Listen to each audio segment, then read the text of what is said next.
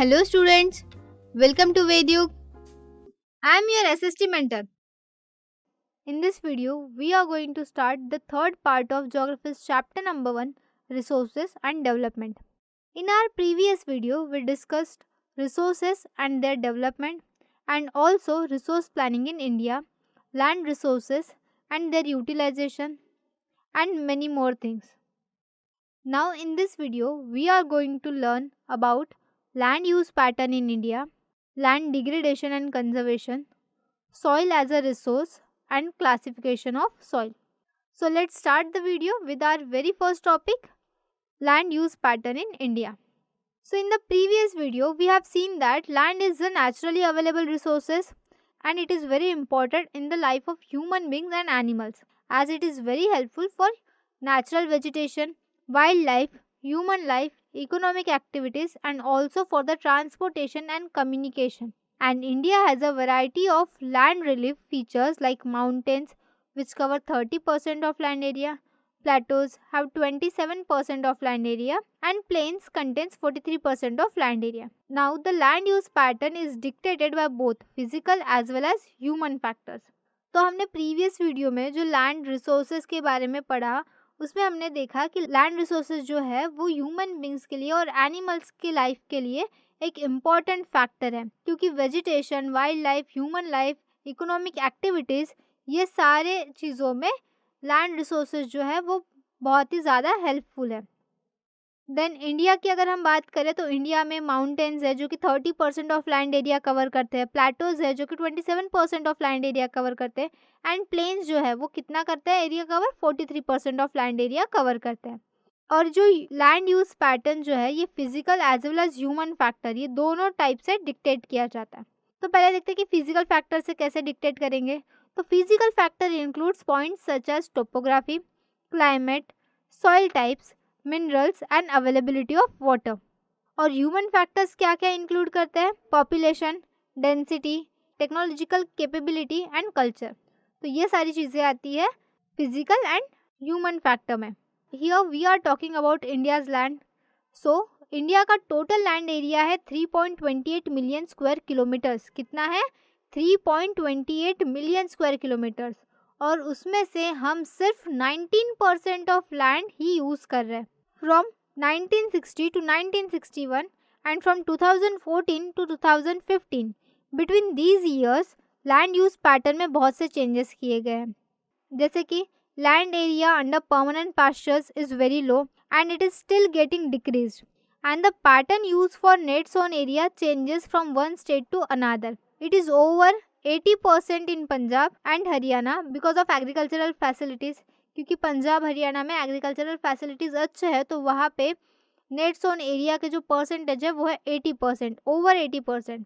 लेकिन अगर हम बात करते हैं Arunachal Pradesh, Manipur, Mizoram and Andaman and Nicobar islands की, तो यहाँ पे नेट सोन एरिया जो है लेस देन 10% है। मतलब यहाँ एग्रीकल्चर जो है वो कम होता है। रीज़न वही है क्योंकि यहाँ पे एग्रीकल्चरल फैसिलिटीज़ नहीं है। Then land area under forest is less than 33% which is important for the maintenance of ecological balance as per the national forest policy of 1952। Other than current fallow land, which is known as wasteland, has the poor quality for cultivation, and that's why fallow land is put for non-agricultural use. And if we continuously use the land without taking proper measures for its conservation and management, then it leads to the land degradation.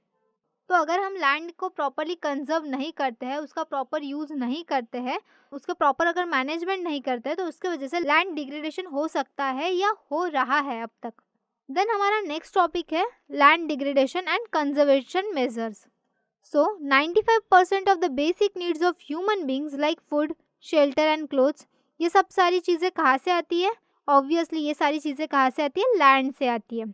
But activities like deforestation, overgrazing and mining are some of the human activities which are responsible for land degradation. तो deforestation, overgrazing या mining ये सारी activities के वजह से, ये सारी human activities की वजह से लैंड डिग्रेडेशन हो रहा है। एक्सकेवेशन माइनिंग साइट्स लैंड पर डीप स्कार्स एंड ट्रेसेस छोड़ देते हैं जिसकी वजह से लैंड पर ओवरबर्डन हो जाता है।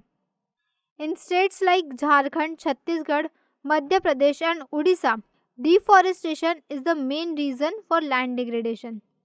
तो ये सारी जगहों पे लैंड डिग्रेडेशन का मेन रीजन क्या है? डिफॉरेस्टेशन. कौन सी जगह पे? Jharkhand, Chhattisgarh, Madhya Pradesh and Orissa. Then overgrazing is the main reason in the states of Gujarat, Rajasthan, Madhya Pradesh and Maharashtra. Punjab, Haryana and western Uttar Pradesh में इरिगेशन मेन रीजन है लैंड डिग्रेडेशन का, क्योंकि वाटर लैगिंग होता है इससे. In the past few years industrial liquids as a waste become a major source of land and water pollution in many parts of the country. क्योंकि जितने भी industrial liquids है उसको क्या किया जाता है? उसको नदियों में छोड़ा जाता है, जिसकी वजह से नदियों के साइड की जो ज़मीन है वो भी खराब होती है एंड वाटर पोल्यूशन भी होता है. So if we discuss land conservation method, then it contains methods like afforestation, which means the process of establishing the forest, especially on the land which is not previously forested. Afforestation का मतलब क्या है? कि जिस ज़मीन पे forest नहीं था वहाँ पे पेड़ लगाना, फॉरेस्ट को क्रिएट करना. Then management of land grazing, regulating mining because mining degrades the land. Then drip irrigation है, sprinklers, plantation of shelter belts, growing thorny bushes and proper disposal of industrial material and waste. तो ये सारी चीज़ें अगर हम properly करते हैं तो इसके वजह से लैंड कंजर्वेशन में हेल्प हो सकती है. These are some of the conservation methods we can use for the protection from land degradation. Next, we will discuss our last topic of the video, which is soil as a resource. Like land, soil is also an important natural resource available for human beings, plants and animals. And soil जो है वो किसके लिए use की जाती है? For the growth of plants and also it supports different types of living organisms present on the earth. But soil की 1 centimetre layer को फॉर्म होने के लिए millions of years लग जाते हैं. Important factor responsible for soil formation are relief, parent rock or bedrock, climate, vegetation and other forms of life and time. तो ये सारे फैक्टर्स जो है सॉइल फॉर्मेशन के लिए रिस्पॉन्सिबल है. Soil also contains organic and inorganic materials. अब organic materials जैसे कि ह्यूमस है एंड इनऑर्गेनिक मटेरियल्स कौन से है? रॉक्स है, मिनरल्स है. ये सारे किस में आता है? इनऑर्गेनिक मटेरियल्स में. Soil is classified into various types on the basis of factors such as soil colour, thickness, texture, age and many more. तो इन सारी चीज़ों पे बेस्ड सॉइल जो है वो अलग अलग टाइप्स में क्लासिफाइड की गई है. तो अब ऐसे कुछ सॉइल के टाइप्स हैं, जैसे कि पहला है alluvial soil, second black soil, then red and yellow soil, laterite soil and forest soil. तो ये एग्जाम्पल है सॉइल के टाइप्स के, जिन्हें हम हमारे नेक्स्ट वीडियो में डिटेल में पढ़ेंगे. तो आई होप कि आपको ये वीडियो में जो भी मैंने समझाया वो समझ में आ गया होगा. And I have given you some questions related to the video which you have to solve with the help of textbook. So मिलते हैं हमारे next video में. Till then keep watching and keep learning. Bye bye.